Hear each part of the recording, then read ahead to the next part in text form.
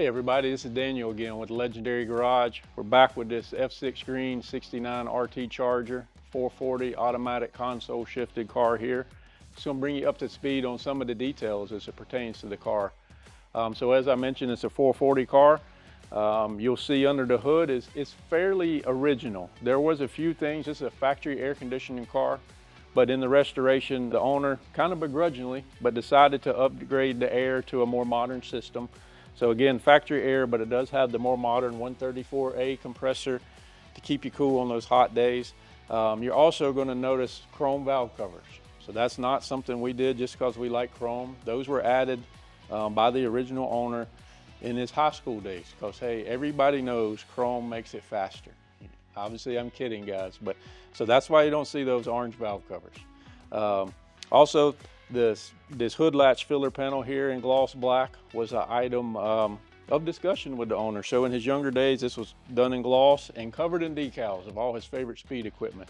While we didn't replicate the stickers, we certainly went back with the gloss black to bring all that back to his memories when this car was new and going through all the updates as things were done back in that era. But one of the key features I also want to point out, if you guys are looking at this car, if you have a chance to come out to Level Cross, it'll be here on display for a little while, but if not, here we are on social media.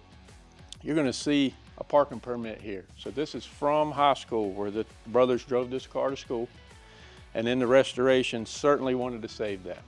So the dash was completely disassembled, sandblasted, all those things, but we had to carefully work around that keepsake, if you will. And so we were able to retain that, and I'm glad we were, because that's not a story that most people, even think about or can tell. So there that is.